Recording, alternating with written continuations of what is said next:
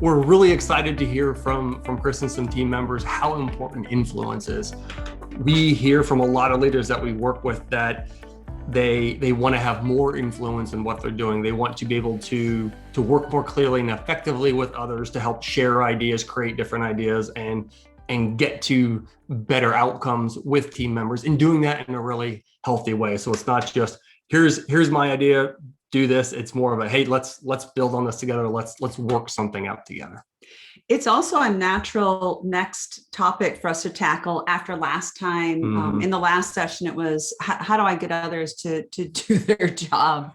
And a lot of times when you start to get even more effective in your influence with others, you begin to eliminate some of that frustration where they're not doing their part of the job. And so we're excited to tackle this today. Yeah, and since this is one of the most important tools that leaders can develop and grow their capabilities with, both at work, it's also just as important as you're going to find this is really helpful for you at home. This is helpful for you in other things that you do. So if you're in a not-for-profit, if you have a plumber come over and you want to be influential with the plumber or with the electrician, it's a great tool to practice in all kinds of situations. What we also find is that a lot of times leaders will not necessarily recognize how they are undermining their own influence, how they're slowing themselves down. So that's really what sprang our idea for how do we help people recognize, oh, I'm doing these things and I want to stop doing those. I want to change some of my habits or patterns so that I can influence people far more effectively. So let's start off with, we got a few slides we'll jump into, particularly with some new folks on here today. First, though, we're going to start with the group jumping in with, how are you all defining influence?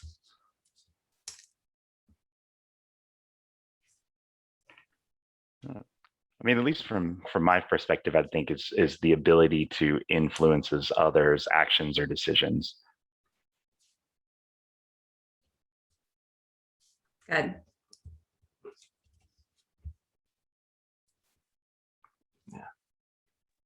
Nice. I think also to lead by example and just to realize when others are changing their attitude or their way of doing things, how you have influenced them. Mm-hmm. Awesome.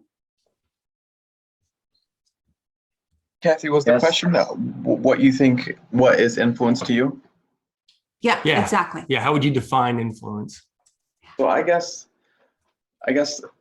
immediately I would define it as, having an effect on somebody without actually really meaning to, per se. I mean, I know there is the intention part of it too, but I think influence is really kind of motivating someone and affecting someone without an intention. Yeah, I'm glad you're bringing that up, Kyle. We're going to dive into that definitely some more. Nice. Yeah. What else would anyone else add to this, what we've got so far? And I'll echo what Kyle is saying. This is Julie. I'll try to remember to at least put my hand up so you know. Perfect. See me. That folks do realize that influence happens subtly, not just with the words that they use. It's really how they approach people, and it can be anything just from your mannerisms as well as to how you greet people, how you bring them value in other ways that are not just a specific task at hand. Yes. Yeah. Perfect. And I like where you're going in connection with what the others, and particularly what Kyle just brought in. One of the parts with one of the things that Franziska said that's so important is leading by example. Oftentimes when we think that we want to influence others and we will want to do something, sometimes they don't necessarily see it, or they're not recognizing it. So one thing that we encourage people to do is to practice a tool called saying it out loud.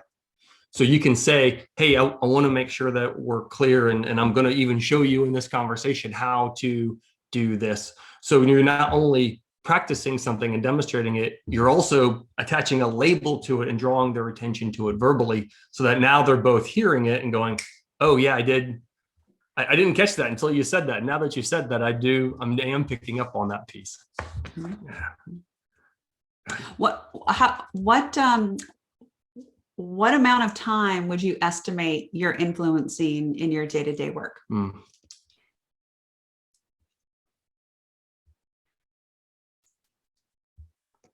Successfully or unsuccessfully? I mean, I think at all times when you're speaking to peers or colleagues or really anyone in life, you're kind of influencing them. If it's a deeper conversation and it lasts a bit longer, I mean, if it's just like a hi, you know, walking down the road or something, it might not be much time to influence someone. But I think at all times when you're in a deep conversation or a conversation around a complex topic, you're influencing someone. So I agree with at all times. I think even in the small, just like when you walk across someone and you smile and you say good morning or whatever, you're already influencing their day and maybe their attitude. Yeah. For sure. So often what we see is leaders will think like, oh, now that I want a certain something like that certain action, okay, now I want to influence. And they've forgotten that they have been influencing the whole time. Yeah. Yeah. It's a great reminder that you're doing that. You're influencing others intentionally or unintentionally. So I like the point Armin had about if it's a short exchange, you may not think of that being as influential. And I don't remember who added in at the end, it may have been Fran, about, even just saying hi and greeting someone, that carries a lot of influence, because now you're determining how you want to show up. You're being much more deliberate with how you're interacting with those other people. Mm-hmm. Yeah. Nice. It's also a direct or indirect influence as well, as your reputation is impacted, right, by some of these interactions. Yeah, for sure. And that's where, Julie, you were going as well, is that it's the small messages that we send in different ways, and it's not always intentional. And in fact, a lot of times it's not intentional. Which can actually be some of the most important messages that you send, and that people will really latch on to.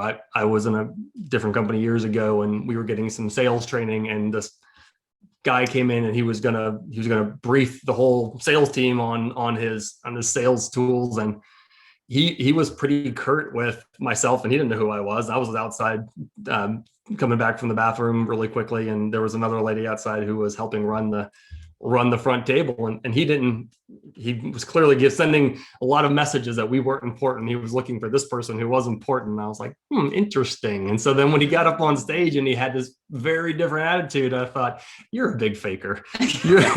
You're a big faker. I'm not buying what you're selling now, because you showed us what you're really like about 10 minutes ago outside that back door. Yeah. So yeah, that's a great example. Yeah. So when do each of you feel confident and effective when you're influencing? So when you're really on your A game, what does that look like?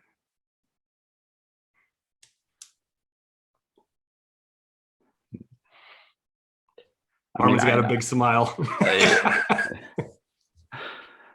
Yeah, I mean, at least for me, I feel most confident in exerting some level of influence when I have a personal connection to whoever I'm working with.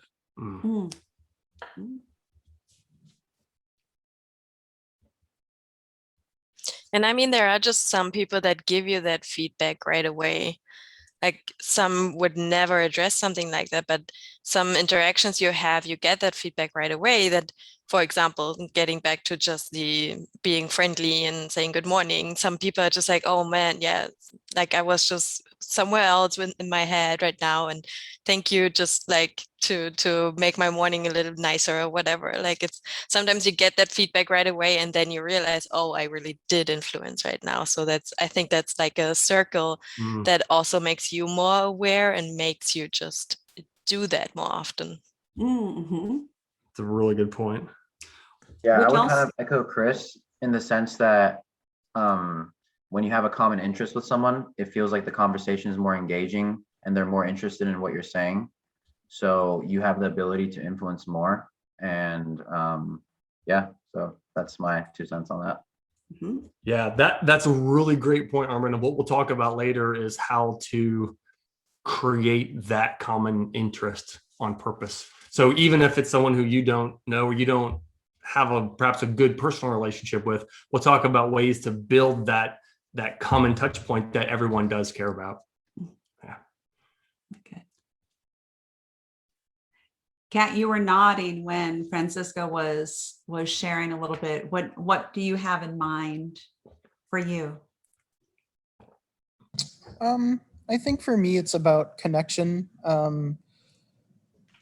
but connection for, for the people that I'm trying to influence or provide influence for, that they see themselves in my message versus seeing my message.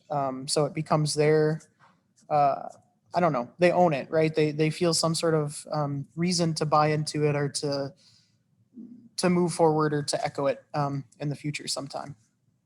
Mhm. Yeah. Yeah.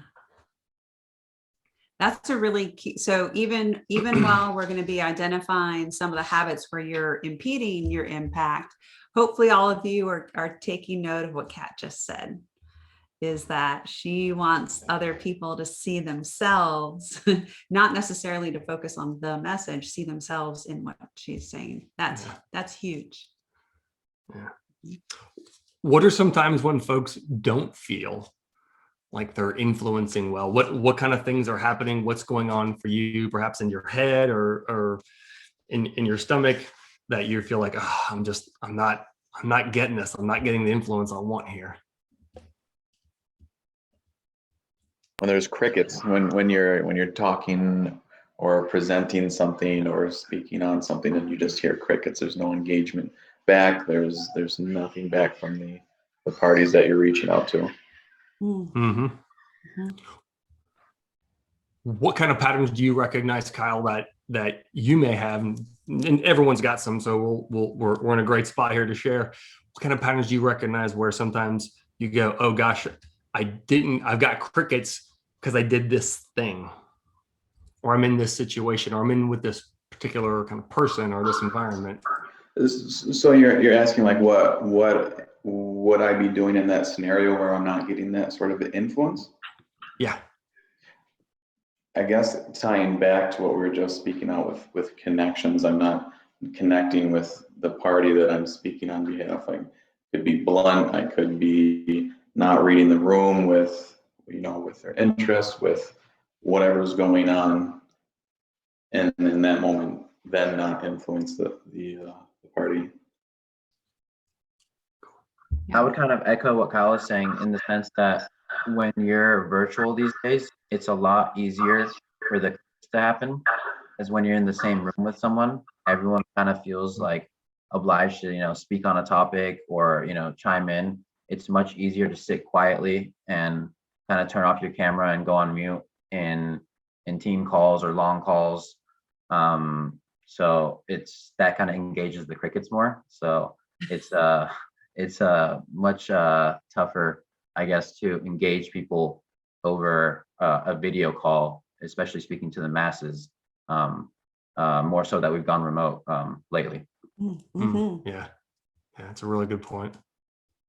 Yeah, gone remote and not setting up some rules of engagement or some expectations, just like we on purpose, like I don't like, and I don't know that you do, talking at people. No. Even these live virtual sessions, we don't want them to be really big because we want a meaningful exchange.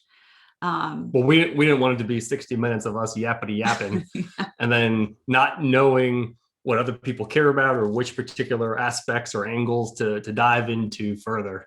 So yeah, that feedback is, and that interest in so many comments are around what people are interested in, how to help folks tie into, oh, this is what we as a group really care about. And that's so essential. Yeah. Yeah. And that's why when Ivan sent out the email with the handouts, that's why we even say, make sure to set yourself up where you can turn your camera on. Everyone's a panelist, because we want to co-create something meaningful together. Yeah.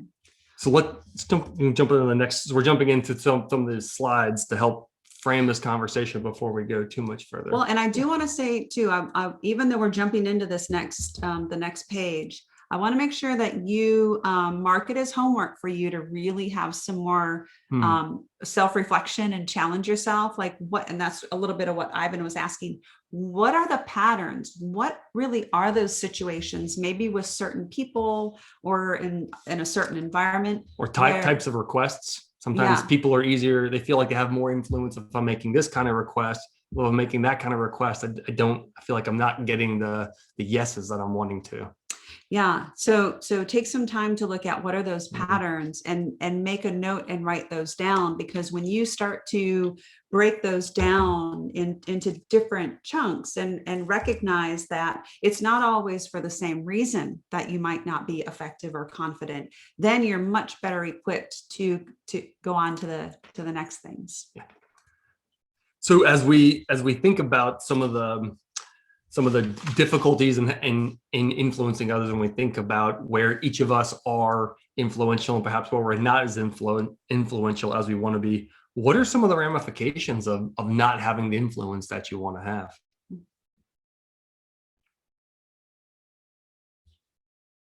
Well, I would say, speaking from a managerial point, I'm not a manager, but you aren't getting the work done that you're looking for out of your team, or whether it's outside of work, people aren't just responsive to what you want. So yeah, that's kind of, I think, my answer on that. Really good. I would say for us in the university setting, the ramification is ignorance. Resources aren't shared, connections aren't made, and that directly impacts students. So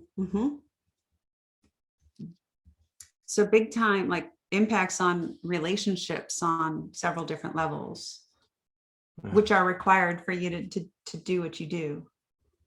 Yeah. I think, for me, as somebody who does manage a team and a team of young professionals, this is really, I grapple with this sometimes, to be honest, like how much I'm influencing them versus letting them kind of find their own influences and other things, but also, related to what Armin said, it's also giving them enough influence that they feel like they want to go above and beyond. Then they want to continue to grow in big ways, based on how I've influenced them and in which areas I've influenced them in. Because as a manager of a team, especially in a highly political and just diverse situations such as university, there's so many influences all around us all the time as professionals. And so trying to figure out, how do I make space for some of those, but how do I also have my own influence for my team in the way that I want them to operate. Yeah. Outstanding. And one thing that something that stood out in what Kat just said is, like, how much do I influence them? And in addition to that, make sure that you're looking at, where and the how are actually more powerful than the how much. Yeah, being choosy about when each of us decides to influence what we want to influence on is a really fantastic way to help us prepare for that, think about that, and line up how we're going to execute on that with a particular group of folks. Yeah. And I want to add in something here that I've had to focus on, not necessarily always successful, but just that recognition that as a manager, that we kind of set that branding message out there by our influence to the rest of the organization, that people kind of get that impression that reflects into your group, right? Whether they're experienced or not and have their own set of influence, it can impact them. So recognizing sort of the position that you hold could impact how effective others are, or just, at least the perception that may precede their attempts to gain influence. Yeah. And that's a big responsibility that all of you, whether you're managing others or even managing managers, all of you are at a place in your professional journey where it's a big responsibility and a privilege as well. Yeah. Well, and it's a spot where helping teams really perform effectively and consistently is going to that last point, help others go, oh yes, I've worked with a team member from this team. It's clear how this team functions. It's clear how this team operates. And so now people begin to extend that expectation and that benefit of the doubt to others. So when you have that impact you want and people are on time and things are clearly communicated and there's a definite set of objectives and deliverables, people go, wow, that team is switched on. Like they've got it together. And that often can encourage people who even are new to the team to have much more ability to work with others when they don't even know them before that, because they go, oh, they're with that team's squared away. I would definitely want to work with those folks. Yeah.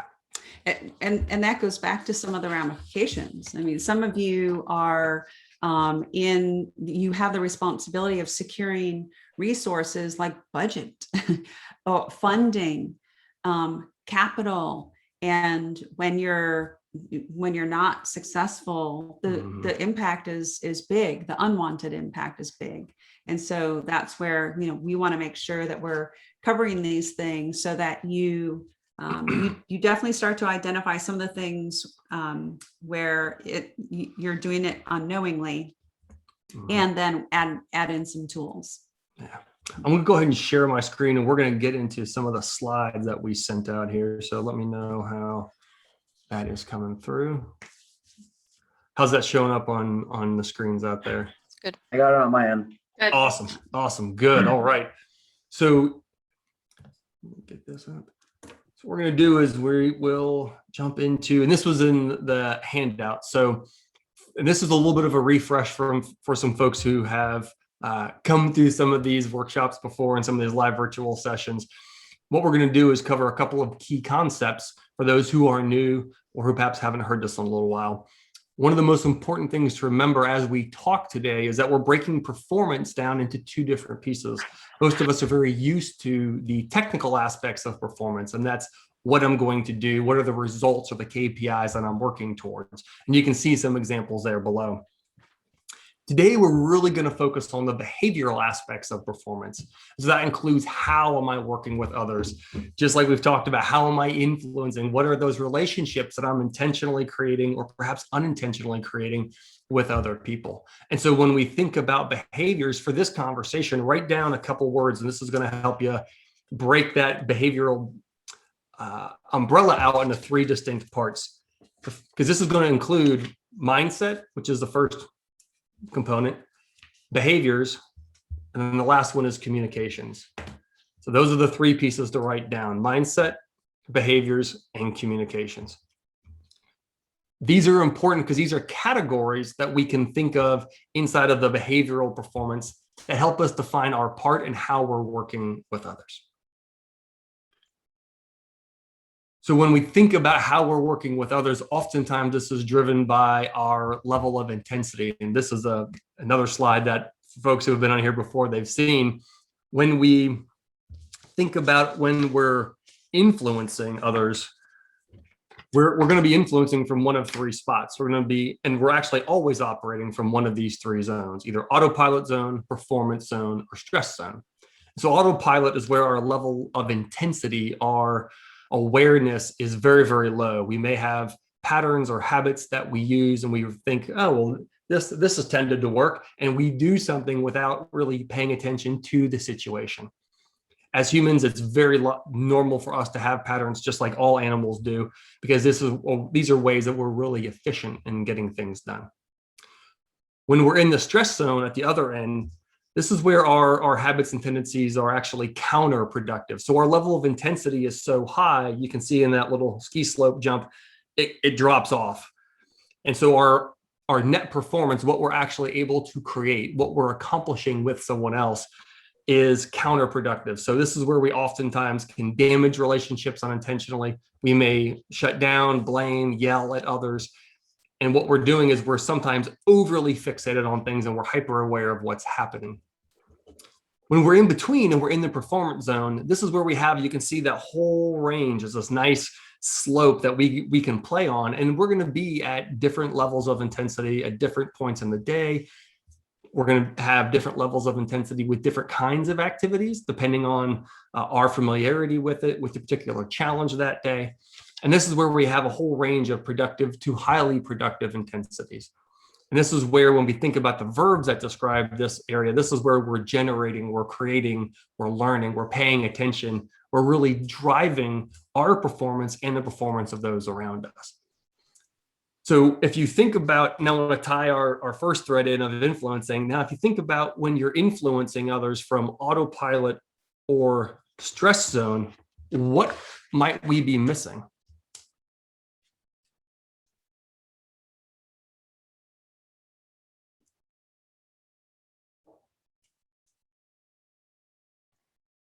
I'm not totally clear on that. Okay.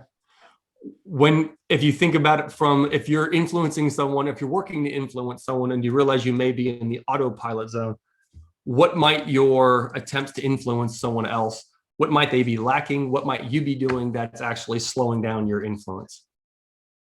I think for me, when I'm in autopilot, or even honestly the other end, to the stress zone, but I'm not paying as much attention to things that are important to me as an influencer. And so like emotional reactions or hesitancies or challenges that somebody might be expressing, or even just sometimes even as simple as like, if I'm in autopilot and I'm rushed in autopilot, not taking the time to just get those little nuances, right, of that person that I should know or can pick up on fairly easily. So I think that's, for me, those are the very important things that I don't want to miss as an influencer.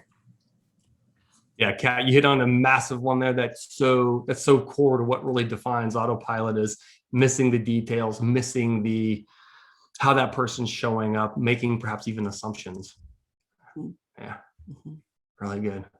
The other thing, and as a reminder for several of you, in our work, we work mostly with high performers, high achievers. And what's sometimes a bit counterintuitive is that high performers get themselves down into autopilot much more often and much more quickly than others do. So remember that if you have the strength of learning something, putting it into practice, and then you get so good at it that you're not really thinking about it, or you don't have a lot of emotion about it, you've just you were in the performance zone, and then you got really good at it, and then you put yourself down into autopilot. Yeah. A great example.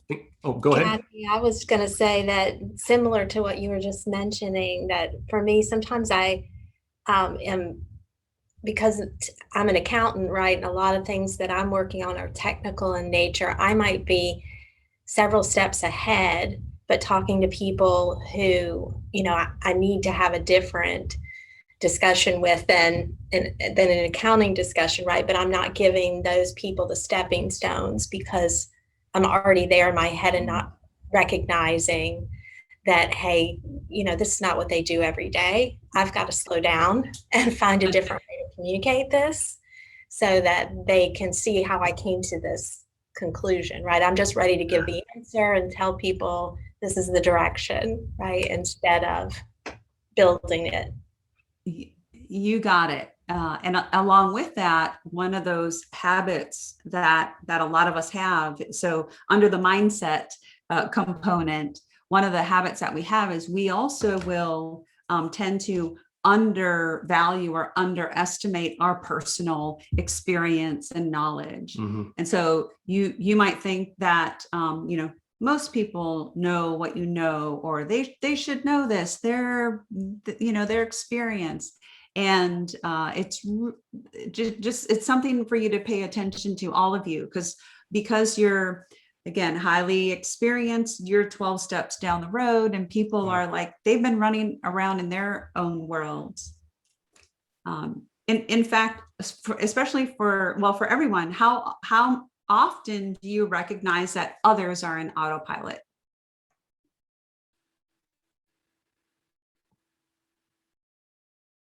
I think that's been harder with remote Teams meetings, a lot of the times no video on. I feel like that's been a little harder these days. To recognize when they're in autopilot? Correct, yeah. Okay. Okay. Yeah. How about the rest of you? Yeah. Chris. Yeah, I mean, at least for me, I feel like I see autopilot much more in the remote environment, especially when cameras are off and you make your pitch or presentation and it's just crickets, and you ask if anybody has any questions, and typically maybe one person will jump on. Also, a lot of times, say you do have the cameras on. I mean, the person you're speaking to is just like looking at something else the whole time, or you know. Armin, we're having a hard time hearing you. Hey, can you hear me now? Yeah, that's better. Okay, awesome. Yeah, so I would say when you are in a remote environment and you do have your cameras on, it seems like people aren't as engaged. They're looking at their phone or looking at emails coming in, and they're just like, oh yeah, okay, or like I agree, you know. So that's kind of how I would portray that. Yeah. Yeah. So that and that's. And Heather, you and Nancy, you both have really good examples around this too. Once you start interrupting your own autopilot, you start recognizing like how many people every day are operating down in autopilot. And that's something that's really important for you to keep in mind, is that most people that you're interacting with and most people you're wanting to influence most of the time are in autopilot. So let's shift over to the stress zone. How many of you recognize that you perhaps or others have attempted to influence from the stress zone, and what comes across when you or others do that? There's really no collaboration in the stress zone. It's kind of dictating influence as opposed to getting there through a collaborative nature. Yeah, that was me in the military. It was a lot of issuing of orders. Yeah, you do this, you do that, move out. Yeah. Which is especially bad. Go ahead, Julie. Oh, sorry. I'm sorry who I was speaking over. I was just going to say that's me with my 18-year-old. Francisco, what were you going to say? I was saying that that's especially bad because in stressful situations, me as a team member, I'm looking at my manager for for help. How do we handle this situation? How are we supposed to act now? And if usually what we all do is, like Chris said, we're stressed. We're not really that attentive, and we're not realizing how much we're influencing others right now. And it's a situation where many people are looking for advice and are looking for a strategy of, okay, how do we handle this? So it's a very bad circle that you're looking for help, and you often just get another not so great example of how to handle the situation. So I think it's especially important for everybody to keep in mind in that situation. It's especially important right now to influence in a good way and to show others how can we handle this. Yeah. Yeah, that's a great example, Franzi, because we find ourselves so much in a big company, a lot of silos there. Each silo has their own influence and forgets the end goal is the customer. And everybody gets wrapped up around their I'd say targets in their silo. So at the end of the day, some of these decisions are made through, all right, who has the highest title in the room? And that's where the decision will come from. And it's not a place of collaborative nature, and it never helps to reduce that siloed thinking in a very, very uncollaborative environment. Yeah. Yeah. This is Nancy. I find that the way that the conversation occurs and the decisions, sometimes happen at the incorrect level of intensity for the topic, right? So if something may happen. And if I look at it with, if I'm in the performance zone with a little bit more of a clear head, I might put low to moderate intensity, because it's not, might not be a really urgent issue, but addressing it from a stress zone becomes much more of an urgent, let's put out this fire, but it may be a mismatch. And depending on the strength of the other person, right? Whether or not they see that, and or then if this becomes a pattern, right, then you're sort of always the one coming from we need to put out these fires, we need to react now, when in reality the situations might not require that.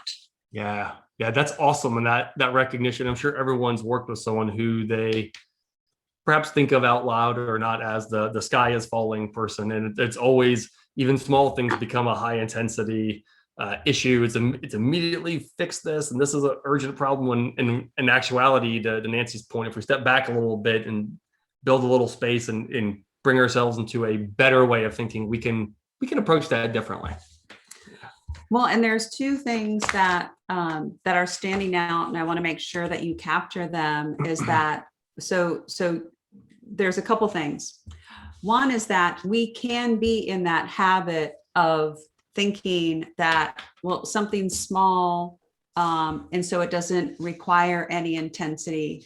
And then combined, we use language that is lazy or casual, and then it accumulates where you're not getting the action or the behavior that you want. And then boom, all of a sudden you're up in stress because now you're pissed. And so that I want to make sure that you're all recognizing or maybe checking in with yourselves. If you have that habit or that tendency, make sure to mark it down, because there are so many things you can do about it. Yeah. So we're going to jump into our third slide here, which is our overview diagram. And for folks who have not seen this before, this is the bottom part of that previous page, and we've turned it on its side. So now you can see we've got autopilot in the bottom, the performance zone in the middle, and then stress zone at the top. And so as a reminder, and you can see it on the right side of the performance zone, there's some numbers in there that help us remember that this is a range. This is a range of intensity for our own, and you'll see it on the left side, our physical, mental, and emotional energy or intensity. So when we think about how we're working with others, we want to be intentional and deliberate, as we've just been talking about, and assign and show up with a level of intensity that really makes sense based on what we're wanting to accomplish, based off what the situation is. So when we think about this, one of the ways that we can, in other words, write this to the left, if you've got these slides printed out, or just make a note for yourself in your notes, you see intensity, you may also write the word tension. And the reason that's important to make note of is because we all pay attention to our attention. So if you think about that for a second, it's like, well, that seems fairly simple. You pay attention to what you care about. So if it's something that, I don't really care about that, your level of intensity around it is probably going to be pretty low. If it's that big project that may be a career-defining activity, your level of intensity is probably going to be much, much higher. So what we're doing is we're setting up this concept, because somewhere in the middle of the performance zone, maybe a 5 or a 6 or a 7, depending on the activity, you're going to find what's called the threshold of activation. And so you can make a little note for yourself if you got this slide. The threshold of activation is where somebody switches from, oh yeah, I hear that, that's interesting, to, oh, I hear that, I want to do something about that. Mm-hmm. And what's important to note is that different people on different days with different events, they're going to have a different threshold of activation. Generally, it's in that 5, 6, 7 mark. Because now what you're doing is you're helping that person go from nodding to deciding for themselves, wow, that's a big deal for me, and I'm really going to take action. I am committing to take action. And that's where your influence can be most effective. So that's where I want to make sure we dovetail this concept of influence with this Wingspan performance system overview to help people make better sense of that. And there's one other way to think about it is, it's not until, as human beings, it's not until we reach our personal threshold of activation for whatever we're putting our attention on. It's not until we reach that we buy or act or decide or respond or change something, change behavior. And keeping in mind some of what we just covered, it's so important that, and one of your habits might be, I'm not really clear. I'm not getting clear with myself on where am I? Where am I? Stress, performance, autopilot. And then also checking in, where does the other person, where do they tend to be? And then Francisco, what you were saying too, is that it's getting a really good gauge. And sometimes it requires you to certainly pay closer attention and sometimes ask more questions so that you can anticipate, not assume, just anticipate where the other person is going to be or where they might bring it, so that you're not allowing yourself to get triggered up into the stress zone. And then you can stay in your performance zone and work and communicate with the other person so they're in their performance zone and that they're hitting that threshold of activation. So we wanted to show these slides and provide this baseline framework. So now I'm going to stop sharing and we can go back to seeing each other. So now, based on what we've got so far, what do each of you recognize from this conversation are some of the habits or tendencies that you've got individually that reduce your ability to influence? And as you share these, also give yourself that indicator of, oh, this is a mindset issue. This is a behavior issue. This is a communication issue, and how I'm sharing this with others. I've got a giant list of mine. I'm going to wait for others to go first. You can give a couple as examples then. Yeah. So good. So a mindset one right out of the gate is, and we hit on this, I don't really remember, it may have been Kat who said this, is being overly focused on what this means to me or what this means to my team. So that's something I used to do, was I'd be attempting to get a yes or an approval for a project or get buy-in for a project. And too much of my attention was to how this supported my team, my particular customer, my situation, and not enough on how, hey, this is also going to help you with this part of it. Which contributes to what Chris was saying with the silos. Yeah. As well, even your language. So there's some connection and there's usually overlap. That mindset and then the language, my team. Yeah. Instead of using language to remind the people around you, we're one team. Or this company or this business. This is part of the team or my function within the team. And so a lot of times our language follows that thinking. Yeah, I personally have the mental challenge of, and Cathy and Nancy, we've talked about this in our group sessions, of if I'm in a meeting with a really dominant personality that I feel has the intention to just speak to hear themselves speak, I go into autopilot mode and don't really put up much of a defense or try to push the conversation in more of a beneficial and collaborative environment. And I want to paint a picture for everyone that when you are particularly in group settings too, and there's someone that tends to demonstrate these dominant behaviors, when people around that person go down in intensity, like you said, Chris, go down into autopilot, what will be created is in group behavior is polarity, that you're actually contributing to that person feeding going it up. Yeah. Because, I've been there where I might be like stating something that's really important to me. And then if Ivan's like all calm about it, and I'm like, clearly I'm not being clear. Like I'm not getting heard here. I'm going to amp up the intensity even more. And I'm going, she's a lunatic. I'm just checking out even more.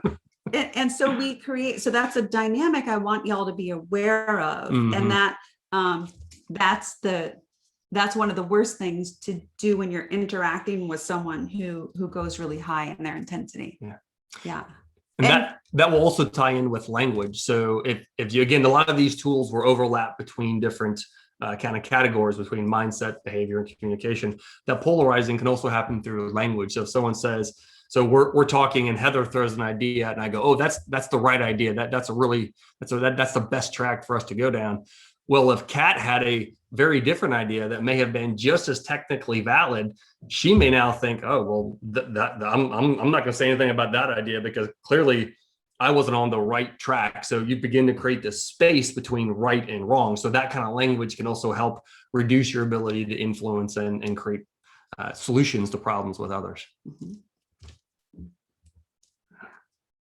And but I just want to stick something else in there because a lot of people have that situation where there's someone who's just being an ass, and there's some neutralizing you can do. And one thing in your mindset that will help is that people that have that behavior, underneath it is fear. And so if you remember that person learned how to do it that way because they're afraid, it'll help you to not just drop into autopilot. So what are you beginning to recognize are some of your habits that are impeding your impact? I think for me, I'm sometimes just getting frustrated too easily. Like I'm just being too impatient, and I'm not shy to talk about my frustration, at least with like close people. I think Armin can definitely add some stories to that. Like where I wish I would have been more patient and less frustrated and would have been a better influence on Armin in that example. I recognize later that, okay, that was just like me reacting too fast. And so that's definitely something I know I need to work on, that I'm just like taking a minute and thinking about it and taking a step back before I like talk about it. Well, there's something else too, Franziska, that if you are getting frustrated and then you go and like blow off some steam and then you don't pay attention to it anymore, that's another habit that's working against you because your frustration has useful, important information. So for any of you, if you're ignoring your emotion, ignoring that frustration, and you're not getting to the information in it and using it, that's a habit that's working against you. One related thing that I used to do a lot of as well, telling myself a little more, is when Cathy talked about increasing and then accidentally reducing tension, your own or someone else's, is I would get into sometimes fairly serious conversations with folks, and I would realize, oh man, shit's getting real. And so I would then crack a joke and what I would do is I would take this really hard-earned, carefully crafted tension where they were thinking, oh, this is serious. Yeah, we've got a problem. And then I would just let the darn air out of that balloon. And then they would kind of, oh, that was funny. Haha. And then I'm like, oh, geez. And after a while, I realized I'm working against myself because like, don't crack jokes and don't help people feel better when I'm wanting them to focus on, geez, this is a problem. This is something we really want to solve. So if you catch yourself using humor to help relieve that tension, just know how and when you're doing that and be more deliberate in when you're going to apply that so that you can have that effect if you want to, and you don't accidentally reduce your own influence. Yeah, so keep in mind also that when you're looking to influence someone, it requires you to communicate with them and interact where there's a rise in their physical, mental, and emotional intensity so they get to their threshold of activation. If you do something that relieves it, that's where you slow things down because you want them through their own action to relieve their own tension. Yeah. That's probably one of the most important things that you'll take away from this. So I encourage everyone to write that down. It's not you solving their problems. It's you helping others recognize how they can solve their own problems, reduce their own tension. Which means supporting your solution or Approving, yeah. responding or approving. Yeah, providing funds or resources to get something done. Yeah, share a couple more examples Yeah, of so that there. a couple more, and this is something that, again, I'll continue to tell myself that I used to do, is I would use some dramatic language. So if I use overly dramatic language, like, this is the biggest thing we're going to face in 5 years, and other people are thinking, no, not really. So if you paint something as overly big or overly small, and it's not resonating with folks, it can create a disconnect where they're, like Cathy said earlier, she's getting higher intensity. I'm going, nah, not really. It can create that space between you and others. And it goes back to that credibility that Julie was talking about. If you or your team members have that tendency to use absolute or dramatic language, then you're discounting and derailing your credibility. The other piece of that, the kind of the flip side of that coin around language, is using poor language. So not using descriptive enough language. So saying, we need to do this. And someone else may be thinking, well, maybe we don't need to do that. Like saying we need to, or we should, or we have to. There's no really colorful picture. There's no description that's going to help move me so I can go, oh, wow, Kyle just laid out a really fantastic picture. He's really giving this some context, some depth. I'm getting where he's going. Man, my tension is rising. Yeah, that's something I want to do. So if he just says, yeah, we need to do this, well, that's how come? Like, what's going on with that? That doesn't tell me anything really useful. So that's could be another way that people will accidentally undermine their own influence. Mm-hmm. Yeah. And we're coming up on end. So if you run through this, we want to share some examples so that it primes the pump, so that from our discussion today, you're really checking in with yourself so that you can begin to stop and interrupt your own autopilot and stop doing some things, and then start doing, the clear, colorful language. Yeah. So with that, another mindset component is being overly focused on what you don't want to do. So saying, oh, I don't want to come across as overly pushy. I don't want to come across as a jerk or authoritarian. When you're focused on what you're not wanting to do, sometimes you'll slow yourself down because you're saying, oh, I don't want to be pushy. And you're not realizing, well, I'm wanting to do this. So how can I do that without doing this? So looking at where you want to go, not what you don't want to go towards. And related to that is, if you're not choosing the level of tension you're like specifically, that's a great point. That's holding you back.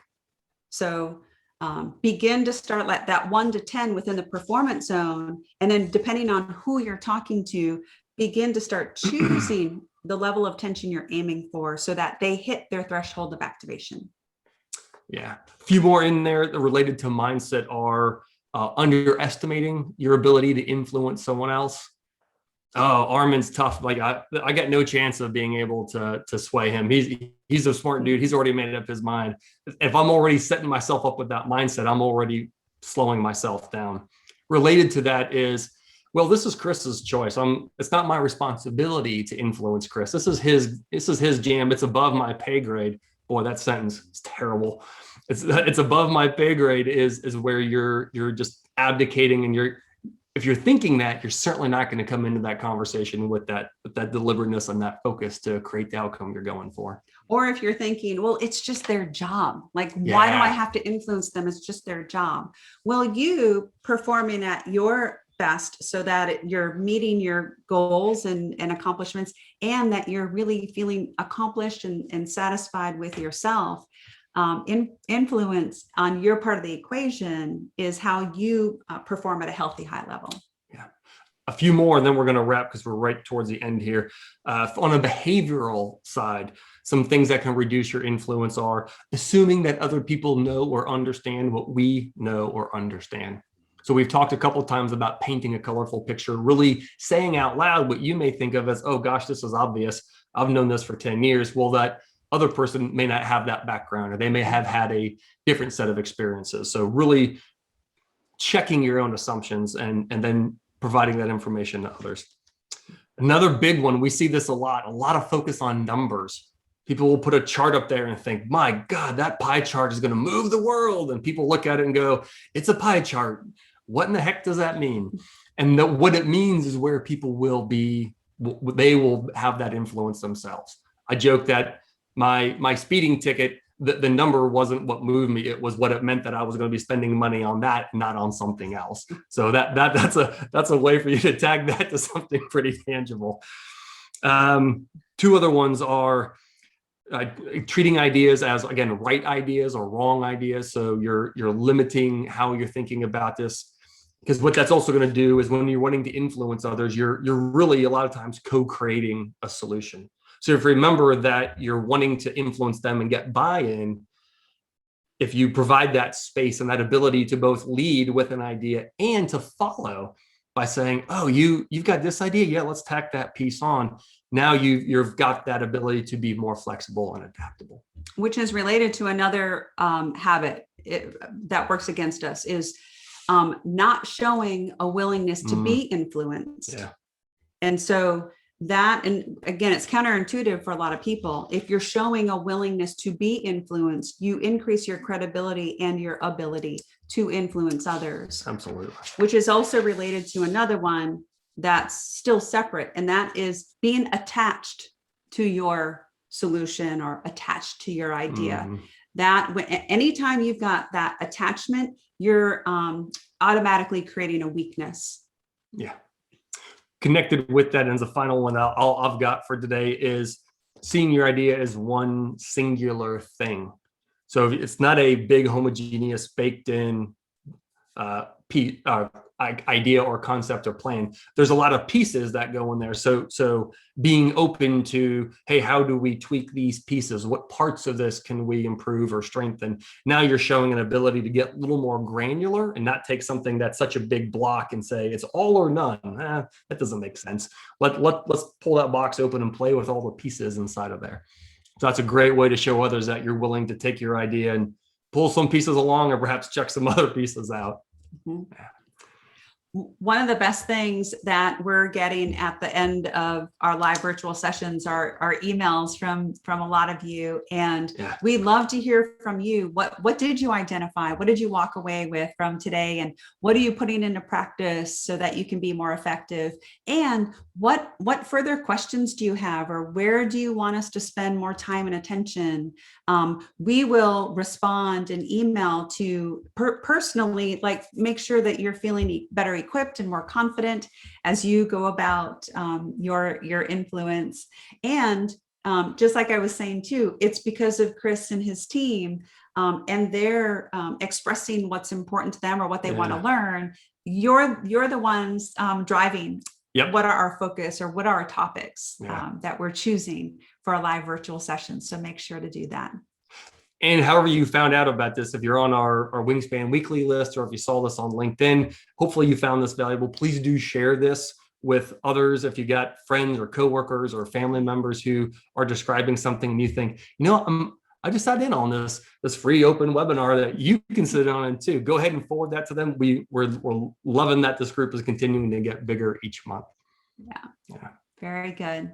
What other closing remarks do any of you have? What did you appreciate or value from today's exchange?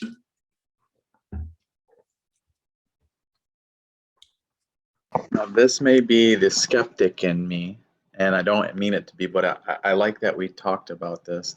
Not, for the fact also that to be aware of influence and how other people influence and the behaviors and mindset, to see, and this is the skeptic in me, to see when others are trying to manipulate, and to kind of be prepared for that, and to spread caution to others when you start to acknowledge that influence could possibly not be for the benefit of the recipient, for the group, and only for the individual spreading that influence. Mm-hmm. Well, and that's another reason why we want you to get stronger and to see influence in human behavior in a different way, so that you can better identify those circumstances when it seems that the other person who's aiming to influence doesn't have your best interests at heart. now you're better equipped so that you're only allowing the kind of influence from people you choose and trust. Exactly. What's connected right into that, Kyle, both for your internal game and your external game, are good questions. So the more you begin to ask yourself, okay, well, where does this make sense? Or where doesn't this make sense?